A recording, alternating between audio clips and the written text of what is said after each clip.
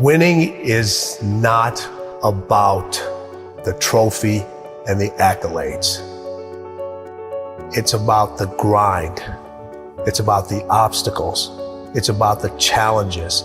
It's about the pain. The reason I know so much about winning is because I've had to deal with so much losing. Everybody wants to win, but in order to know how to win, you gotta know how to lose, because you're gonna lose more than you're gonna win. But what do you gain from it? You've trained some of the greatest of the greats, Michael Jordan, Kobe Bryant, Charles Barkley, Dwayne Wade. So you know something about winning, you know something about sustained winning over time. Your mind has to immediately shift back, because now you felt and tasted something that you can only get through winning. Are you willing to do it again?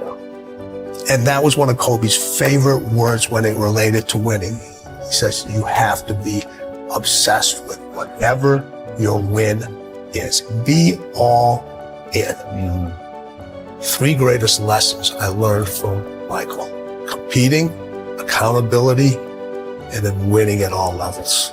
Winning at all levels, what does that mean? You just don't win in one arena. You win in your sports, you win in business, you win in your personal life. Other people win because you win. It isn't just about you. It's about being able to pull the team and show them what it feels like to win. And this isn't about playing basketball like Michael Jordan did, like the late, great Kobe Bryant, Dwayne Wade. This is about having the mindset to win. When you fail, your feelings give you excuses. Your mind makes you more resilient. You look at when Kobe, his first playoff series, he had this horrible game where he shot like 4 or 5 straight air balls. Now, he could have came back next year and said, I got to prove everybody that said, man, you're too young, why'd you take? No, it was just like, you know what? That's on me. I have to own that moment. Now, I got to prove to myself I can overcome this, because now everybody else is doubting me, but I can't doubt myself. Everybody told MJ, don't go to North Carolina. You'll never play. You shouldn't be here. And Michael went out and he said, I don't need to prove to coach. I don't need to prove to Buzz. I need to prove to myself that I belong here. I always say you can have fear, but you can't have doubt.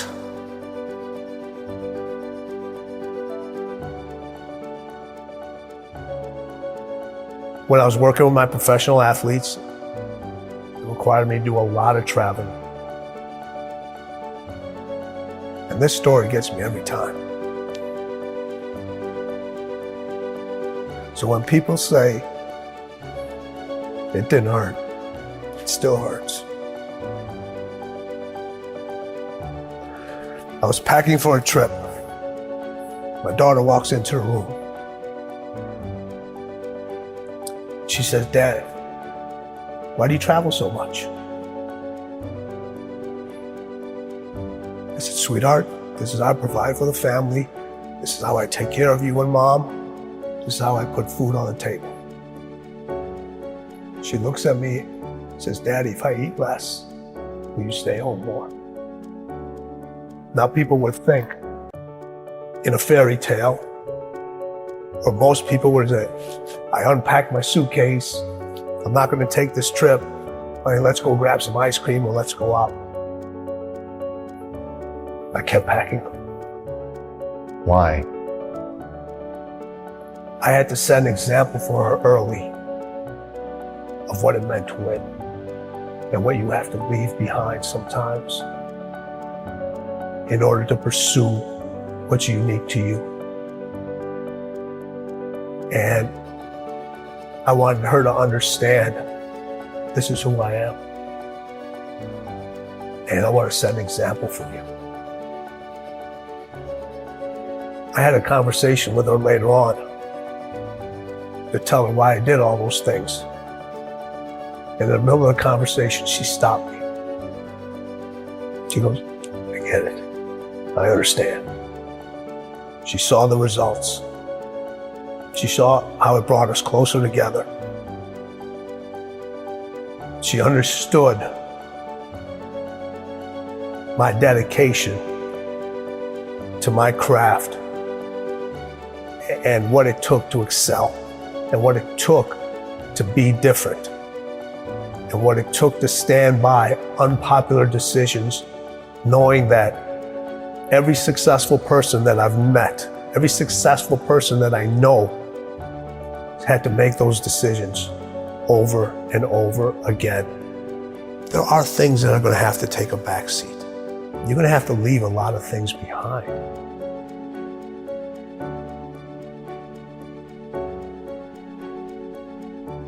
The hardest thing with Kobe was getting him to stop. Yeah, okay, take a break, rest, Yes, take the day off.